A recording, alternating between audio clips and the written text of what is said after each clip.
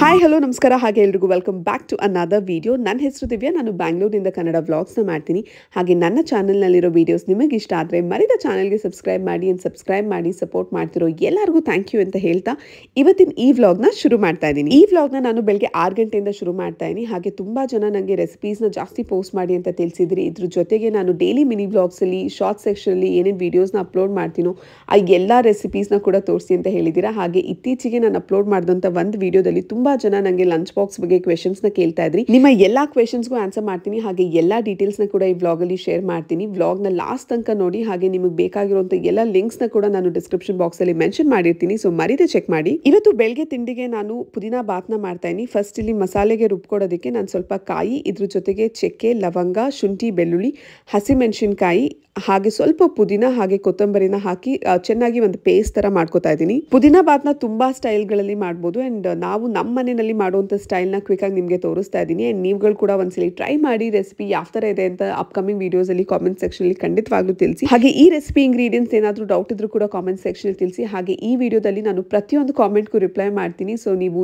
ಏನೇ ಡೌಟ್ಸ್ ಇದ್ರು, ಏನೇ ಕ್ವೆಶನ್ಸ್ ಇದ್ರು ಖಂಡಿತವಾಗ್ಲೂ ಈ ವಿಡಿಯೋದಲ್ಲಿ ಪೋಸ್ಟ್ ಮಾಡಿ. ಅಂಡ್ ಎಲ್ಲಾ ಕಾಮೆಂಟ್ಸ್ಗೂ ನಾನು ಮರಿದೇ ರಿಪ್ಲೈ ಮಾಡ್ತೀನಿ. ಕುಕ್ಕರ್ಗೆ ಸ್ವಲ್ಪ ಎಣ್ಣೆ ಹಾಕಿ ಅದು ಬಿಸಿ ಆದ್ಮೇಲೆ ನಾನು ಒಗ್ಗರಣೆಗೆ ಈಗ ಸೋಂಪು, ಇದ್ರ ಜೊತೆಗೆ ಸ್ವಲ್ಪ ಪಲಾವ್ ಸಾಮಾನು, ಪಲಾವ್ ಎಲೆ ಎಲ್ಲ ಯೂಸ್ ಮಾಡ್ತಾ ಇದ್ದೀನಿ. ಅದಾದ್ಮೇಲೆ 2 ಈರುಳ್ಳಿನ ನಾನು ಹೆಚ್ಕೊಂಡಿದ್ದೀನಿ. ಸೊ ಅದನ್ನು ಕೂಡ ಹಾಕಿ ಚೆನ್ನಾಗಿ ಫ್ರೈ ಮಾಡ್ತಾ ಇದ್ದೀನಿ. ಈರುಳ್ಳಿನ ಚೆನ್ನಾಗಿ ಫ್ರೈ ಮಾಡ್ಕೋಬೇಕು. ಸೊ ಒಂದು 2 ನಿಮಿಷ ಇದನ್ನ ಎಣ್ಣೆನಲ್ಲಿ ಚೆನ್ನಾಗಿ ಫ್ರೈ ಮಾಡಿ ಅದಾದ್ಮೇಲೆ ನಾನು ಸ್ವಲ್ಪ ಪುದೀನಾ ಸೊಪ್ಪನ್ನ ಕೂಡ ಆ್ಯಡ್ ಮಾಡ್ತಾ ಇದ್ದೀನಿ.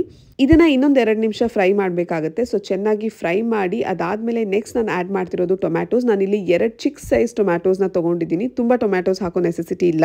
ಇದನ್ನು ಕೂಡ ಒಂದು 2 ರಿಂದ 3 ನಿಮಿಷ ಚೆನ್ನಾಗಿ ಫ್ರೈ ಮಾಡ್ಕೊಳ್ಳಿ. ಇದಾದ್ಮೇಲೆ ನಾನು ಯೂಸ್ ಮಾಡ್ತಿರೋದು ಫ್ರೋಸನ್ ಪೀಸ್. ನೀವು ಹಸಿ ಬಟಾಣಿ ಕೂಡ ಯೂಸ್ ಮಾಡ್ಬೋದು. ಸದ್ಯಕ್ಕೆ ನನ್ನ ಹತ್ರ ಇದ್ದಿದ್ದು ಬರೀ ಫ್ರೋಸನ್ ಪೀಸ್, ಹಾಗಾಗಿ ಅದನ್ನ ಯೂಸ್ ಮಾಡಿದ್ದೀನಿ.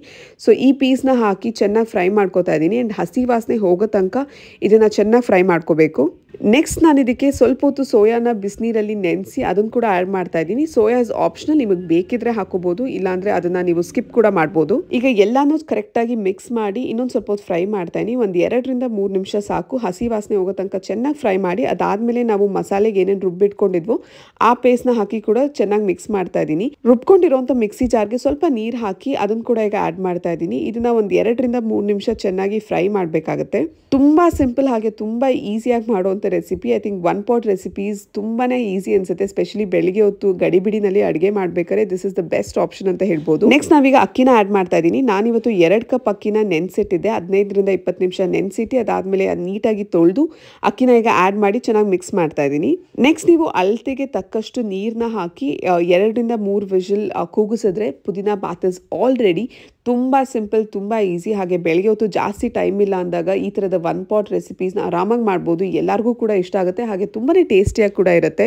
ಸಾಮಾನ್ಯವಾಗಿ ಸ್ಮೈಂಗೆ ನಾನು ಲಂಚ್ ಬಾಕ್ಸ್ಗೆ ಬೇರೆ ಏನಾದರೂ ಐಟಮ್ಸ್ನ ಸಪ್ರೇಟಾಗಿ ಕುಕ್ ಮಾಡ್ತೀನಿ. ಆದರೆ ಈ ಪುದೀನಾ ಬಾತ್ ಅವಳಿಗೆ ತುಂಬಾನೇ ಇಷ್ಟ ಆಗುತ್ತೆ. ಇದೇ ರೀಸನಿಂದ ಇವತ್ತು ಅವಳ ಲಂಚ್ ಬಾಕ್ಸ್ಗೆ ನಾನು ಸಪ್ರೇಟಾಗಿ ಏನು ಕುಕ್ ಮಾಡ್ತಿಲ್ಲ. ಇದೇ ರೈಸ್ನ ಅವಳ ಲಂಚ್ ಬಾಕ್ಸ್ ಕೂಡ ಪ್ಯಾಕ್ ಮಾಡ್ತಾ ಇದ್ದೀನಿ. ಹಾಗೆ ಒಂದ್ಸಲಿ ಮಿಕ್ಸ್ ಮಾಡೋಕ್ಕಿಂತ ಮುಂಚೆ ನಾನು ಒಂದು 2 ಸ್ಪೂನ್ ತುಪ್ಪ ಕೂಡ ಹಾಕ್ತಾ ಇದ್ದೀನಿ. ಆ್ಯಂಡ್ ಇದು ಕೂಡ ತುಂಬಾನೇ ಟೇಸ್ಟ್ ಎನ್ಹಾನ್ಸ್ ಮಾಡುತ್ತೆ. ಆ್ಯಂಡ್ ತುಂಬಾನೇ ಚೆನ್ನಾಗಿತ್ತು. ನೀವುಗಳು ಕೂಡ ಒಂದ್ಸಲಿ ಟ್ರೈ ಮಾಡಿದ್ರೆ ದಯವಿಟ್ಟು ನನಗೆ ಕಾಮೆಂಟ್ ಸೆಕ್ಷನಲ್ಲಿ ತಿಳಿಸಿ ಯಾವ ಥರ ನಿಮಗೆ ಇದು ಇಷ್ಟ ಆಯಿತು ಅಂತ.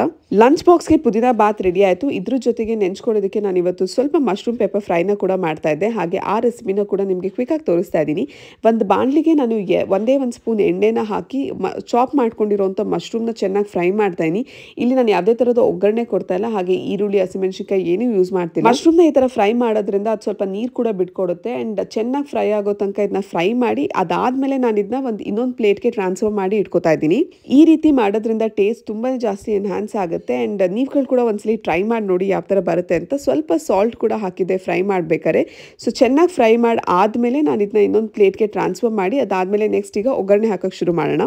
ಅದೇ ಬಾಣಲಿನಲ್ಲಿ ನಾನೀಗ ಆಲ್ಮೋಸ್ಟ್ 2 ಸ್ಪೂನ್ ಅಷ್ಟು ಬೆಣ್ಣೆನ ಯೂಸ್ ಮಾಡ್ತಾ ಇದ್ದೀನಿ. ಸೊ ಸ್ವಲ್ಪ ಬೆಣ್ಣೆ ಹಾಕಿ ಅದು ಕಾದ ನಂತರ ಸಣ್ಣದಾಗಿ ಬೆಳ್ಳುಳ್ಳಿನ ಹೆಚ್ಕೊಂಡಿದ್ದೀನಿ. ನೀವು ಇಲ್ಲಾಂದರೆ ಶುಂಠಿ ಬೆಳ್ಳುಳ್ಳಿ ಪೇಸ್ಟ್ನ ಕೂಡ ಹಾಕೋಬಹುದು, ಇಲ್ಲಾಂದರೆ ಈ ಥರ ಸಣ್ಣದಾಗಿ ಹೆಚ್ಚಿರುವಂಥ ಬೆಳ್ಳುಳ್ಳಿನ ಕೂಡ ಯೂಸ್ ಮಾಡ್ಬೋದು. ಆ್ಯಂಡ್ ಇದನ್ನು ಜಾಸ್ತಿ ಪ್ರಿಫರ್ ಮಾಡ್ತೀನಿ ಯಾಕೆಂದರೆ ಅದು ಟೇಸ್ಟ್ ಎನ್ಹಾನ್ಸ್ ಮಾಡುತ್ತೆ. ಇದ್ರ ಜೊತೆಗೆ ಸ್ವಲ್ಪ ಕರ್ಬೇವಿನ ಸೊಪ್ಪನ್ನ ಕೂಡ ಹಾಕ್ತಾ ಇದ್ದೀನಿ. ಇದೆಲ್ಲದನ್ನು ಸ್ವಲ್ಪ ಹೊತ್ತು ಫ್ರೈ ಮಾಡಿ ಅದಾದಮೇಲೆ ನಾನು ಹೆಚ್ಕೊಂಡಿರುವಂಥ ಈರುಳ್ಳಿನ ಹಾಕಿ ಚೆನ್ನಾಗಿ ಫ್ರೈ ಮಾಡ್ತಾ ಇದ್ದೀನಿ. ಈರುಳ್ಳಿನ ಚೆನ್ನಾಗಿ ಫ್ರೈ ಮಾಡ್ಕೋಬೇಕು. 2 ರಿಂದ 3 ನಿಮಿಷ ಇದನ್ನ ಚೆನ್ನಾಗಿ ಫ್ರೈ ಮಾಡಿ ಆದಮೇಲೆ ಇದಕ್ಕೆ ನಾನು ಸ್ವಲ್ಪ ಸಾಲ್ಟ್ ಹಾಗೆ ಟರ್ಮರಿಕ್ ಪೌಡರ್ನ ಕೂಡ ಆ್ಯಡ್ ಮಾಡ್ತಾ ಇದ್ದೀನಿ. ಇದೆರಡನ್ನೂ ಕೂಡ ಹಾಕಿ ಚೆನ್ನಾಗಿ ಮಿಕ್ಸ್ ಮಾಡಿ ಇನ್ನೊಂದ್ಸರಿ ಫ್ರೈ ಮಾಡ್ತಾ ಇದ್ದೀನಿ.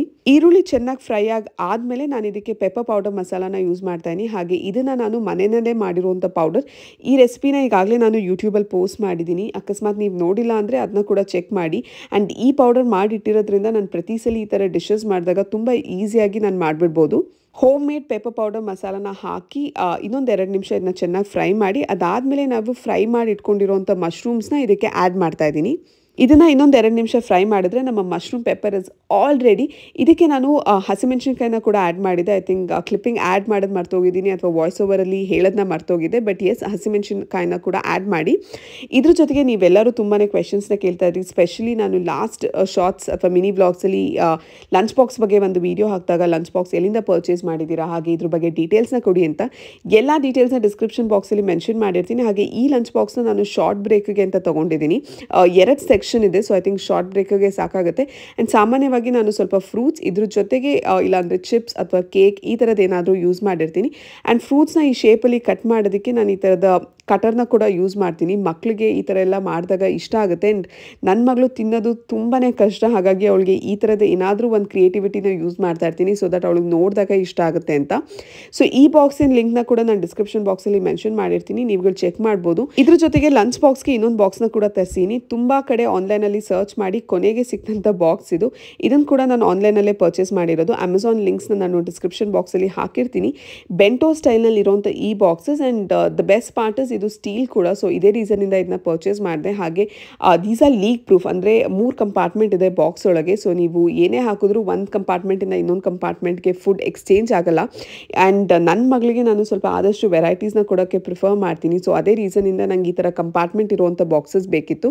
ಸೊ ನಾನಿವತ್ತು ಅವಳಿಗೆ ಸ್ವಲ್ಪ ಫ್ರೂಟ್ಸ್ ಆ್ಯಪಲ್ನ ಕಲಿಸೀನಿ. ಇದ್ರ ಜೊತೆಗೆ ಮೊಸರು ಕೂಡ ಹಾಕ್ತಾ ಇದ್ದೀನಿ.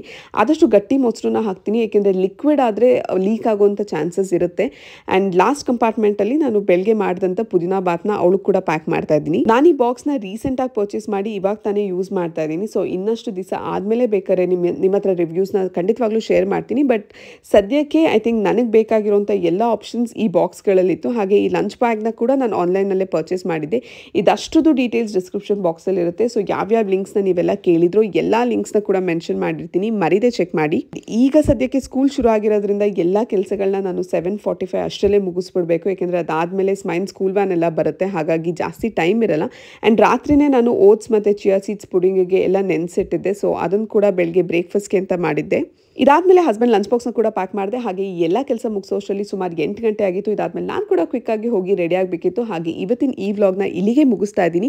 ಹಾಗೆ ನೀವು ಕೇಳಿದಂಥ ಎಲ್ಲ ಕ್ವೆಶನ್ಸ್ ಹಾಗೆ ಕೆಲವು ರೆಸಿಪೀಸ್ನ ಕೂಡ ತೋರಿಸಿದ್ದೀನಿ. ಆ್ಯಂಡ್ ಐ ಹೋಪ್ ನಿಮಗೆಲ್ಲ ಈ ವಿಡಿಯೋ ಇಷ್ಟ ಆಗಿದೆ ಅಂತ ಅನ್ಕೋತಾ ಇದ್ದೀನಿ. ವಿಡಿಯೋ ಇಷ್ಟ ಆದಲ್ಲಿ ಮರಿದ ಚಾನಲ್ಗೆ ಸಬ್ಸ್ಕ್ರೈಬ್ ಮಾಡಿ ಇದೇ ಥರ ಸಪೋರ್ಟ್ ಮಾಡ್ತಾ ಇರಿ. ಹಾಗೆ ನಾನು ನಿಮಗೆ ನನ್ನ ನೆಕ್ಸ್ಟ್ ವಿಡಿಯೋದಲ್ಲಿ ಸಿಗ್ತೀನಿ. Until then take care and bye.